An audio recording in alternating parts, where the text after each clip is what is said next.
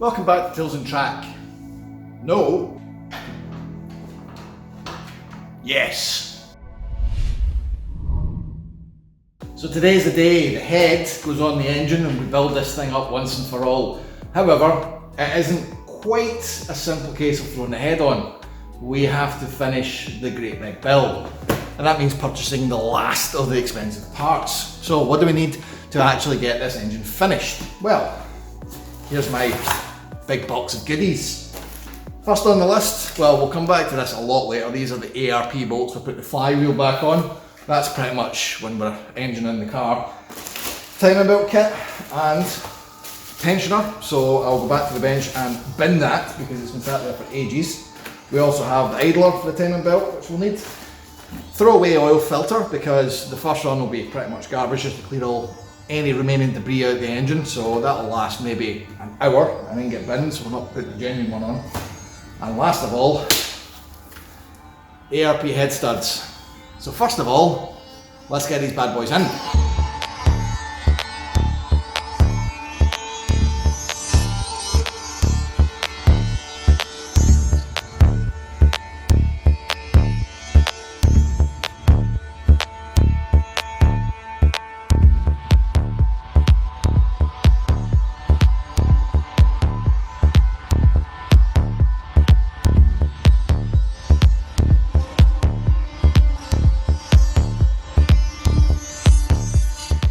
Okay, the more eagle-eyed amongst you will notice that we have almost all of our head bolts in, apart from two. Now, one of these two will still go in and thread perfectly fine, as you can see.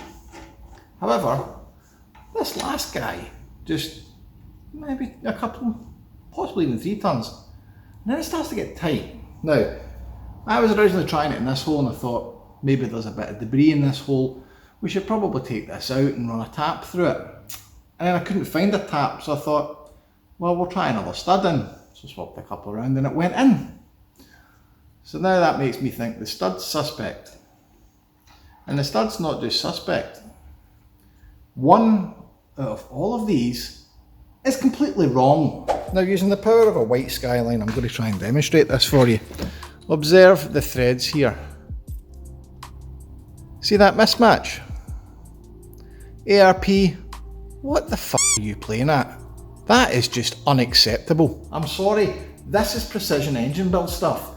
ARP have got a name in the business, and just one out of the whole pack of this isn't correct. Why? This is basic quality control, it's just a stud. Right, so I've had a rage. I've actually sent a video to the supplier detailing such rage, but what does this mean for the build? Well, see, to be honest, I did kind of think, oh, this is just going to delay things. As long as I can get one of these, I actually can just put that in once the head's on. So that's my theory anyway. I don't think the studs actually have to be put on all before the head, do they? Well, we're going to find out. Anyway, so I'm going to put all bar one in, and then we're going to chuck the head on. And I'll keep my thoughts to myself for the moment. And then we'll see where we go for there. Several £1,000s and I'm still paying top dollar for stuff that's not right.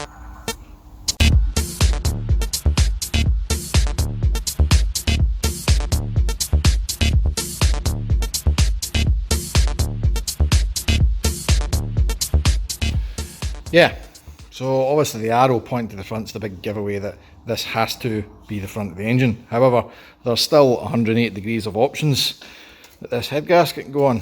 So what you need to do is trust the dowel pins, because put it on that way and it won't go through the holes. But if I remove it and rotate it, there we go, you'll see and it passes through the other ones. So head gasket goes on with the arrow to the inlet side. Right, let's put a head on.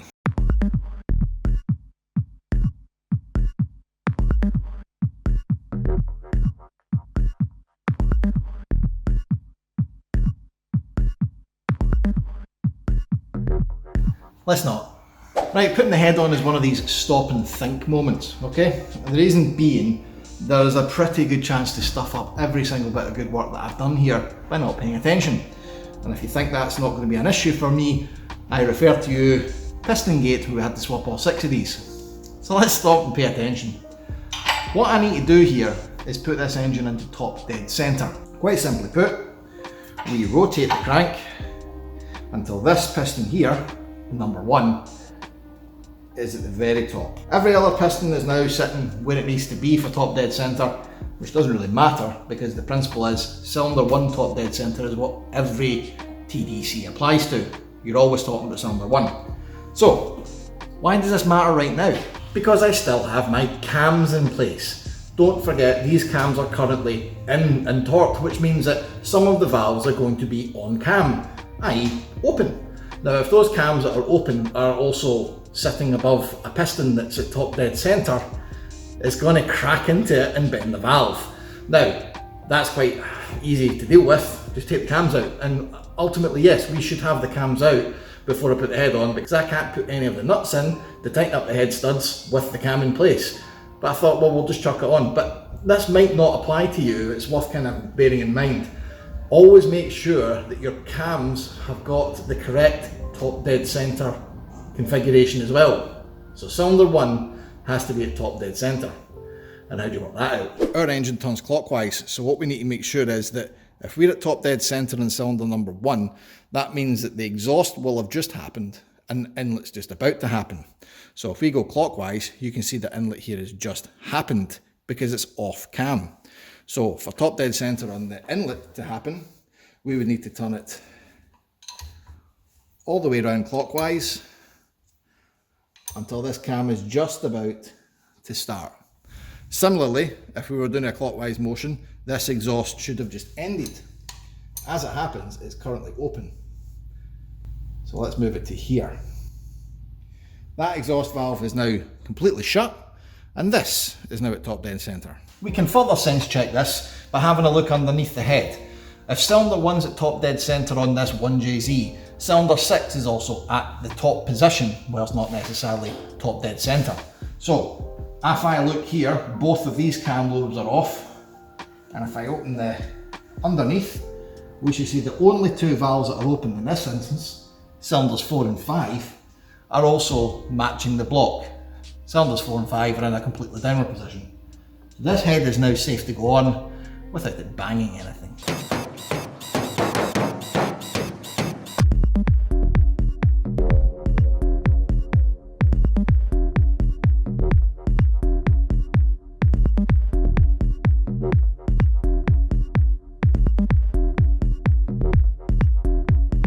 So that was a good demonstration, but ultimately it was completely pointless because we now need to take all the cams back out again so we can bolt the head up.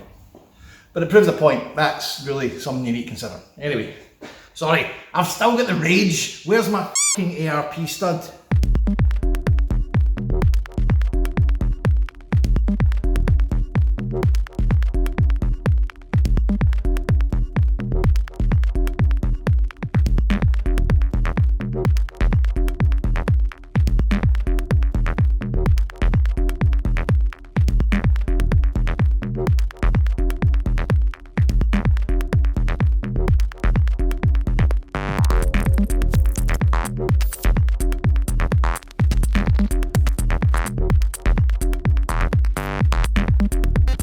The washers will not clear the studs. Right, have a look at this. Case in point, there is a stud, and there is absolutely no way a washer's getting by that gap and into its seating position before the nut goes on. Now if other be dry, the nut will go on, okay, but these will need to go on first. Right, okay.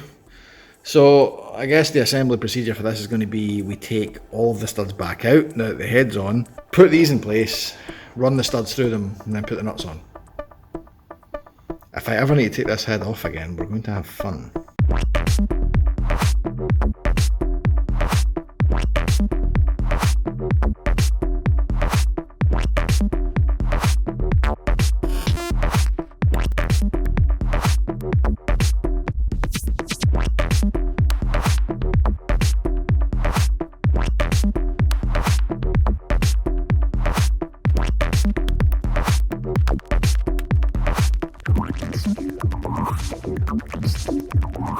So we've got all the little nuts in with the appropriate washers, and I have just hand tightened them all down. So the next step we've got to do, bearing in mind that this is still absent, is the torque sequence. So what I can do is set the first torque. Now the head bolts have got 3 torque stages. The first one is a foot-pound value, which I'll stick in the board in a wee second. Then once you've done all the sequence to that, you then start again at number 1, do 90 degrees for all of the sequence, and then go back to the first bolt again and do another 90 degrees. I am going to need somebody to help me hold this block in place, because I think by the 3rd stage that's going to be pretty damn tight. But what I can do for the moment while we're waiting for the stud to arrive is go around and do all the first stage up to bolt number 14 and then just leave it there, and that means that it is at least on some degree of torque. It's not going to blow away in the wind.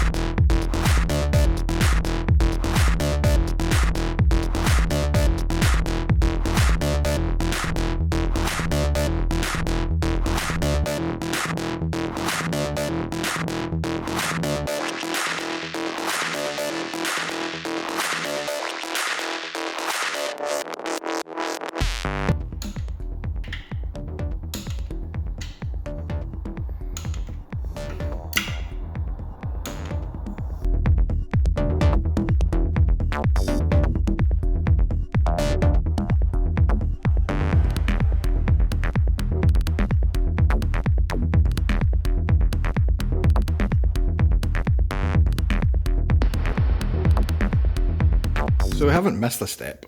I've just been really keen to get to a point where I can rest these cam covers on and stop the dust getting into the engine, i.e. all the head bolts torqued. That means the head's almost done, almost, because we still need to look at timing in the front of this before we wrap up.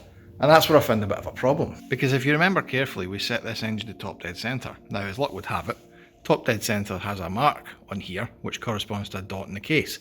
That means that the crank is more or less at top dead centre. More or less, because I'm going to explain why this isn't going to matter in a minute. Because looking at the cams, you'll see our top dead centre marker for these, having put them on the dowels, is at the bottom, but they should be up here at the top.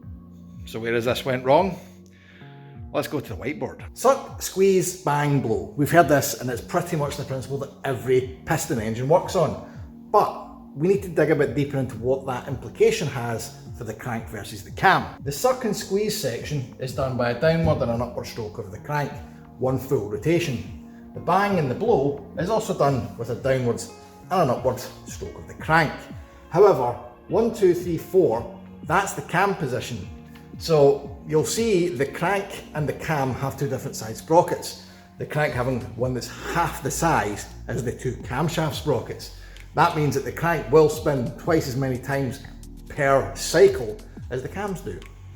That's where I went wrong, because what I have set this engine to is cylinder 1 to be on top dead centre position 1, i.e. suck. Cam 1, remember, we set to just about open, which if it opens the intake, that will allow the engine to suck gas in. The exhaust has just finished the blow. Previously it would have been open for stroke 4 on the way up to let all the air out. So we are sitting literally between the start and the end, which is top dead centre. Except it's not. What we should have done was set it to here.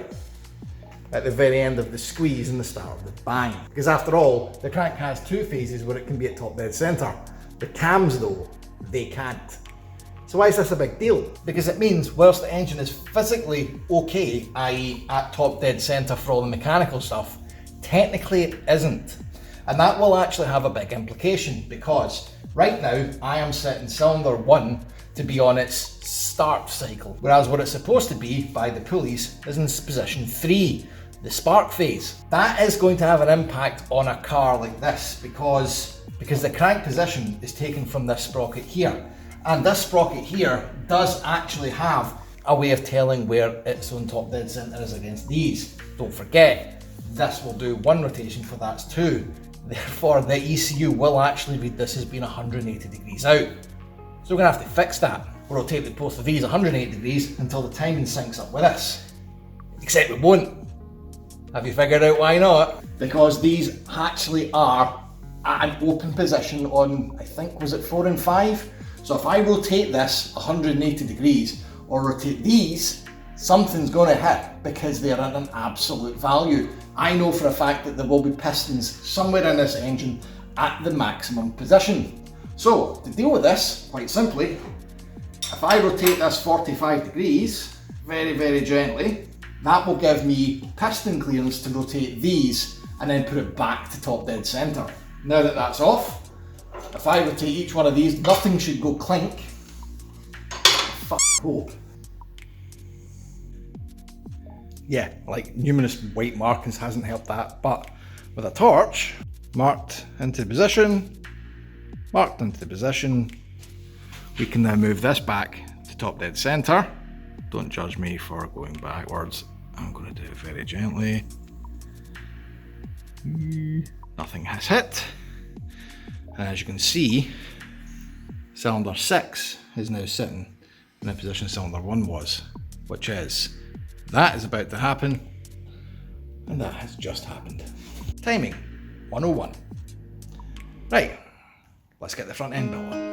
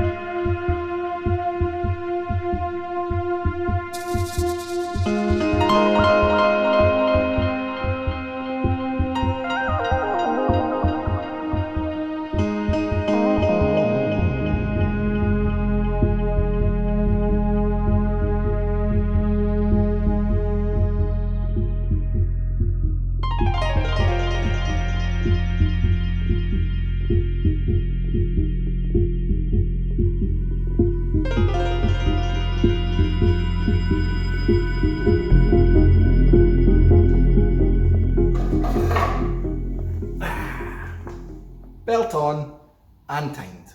I've given it a full rotation, I'm happy, nothing's went clonk. However, I'm now stuck. I don't have the belt guide that sits between there and the main pulley. So I've had to go and order one, which means I'm at a bit of a standstill. So what's going to happen now is I'm going to go and clean all the other ancillary bits that bolt onto this engine because they are filthy, and then we can move to assembling the rest. I've put this on and I'm probably going to have to take it back off again now that I think about it, but I just cleaned it and I wanted it out of the way. Anyway, the next time we work on this, I'm pretty sure we'll have it built up and ready to drop in the engine bay, but the engine bay is probably going to be the next big snag because it's black and sparkly and chipped. So we might have to address that before we go any further. So I'm not sure if we're going to finish this engine and I'll look all smug, or we'll start in the engine bay next. I'll work that out as I go. Anyway, I have a lot of degreasing to do, so that's where we're wrapping up. If you just found this, like, subscribe, bell, all that jazz. You know, it's the YouTube thing, everyone tells you to do it. If you appreciate the fact there's been no ads through this entire episode, you're welcome. That is funded by patreon.com/chosentrack. It doesn't pay for this is my pocket, but it does pay for the low cost, which is a massive help. And yes, there will be some low cost coming very soon. Till next time, guys, drive safe.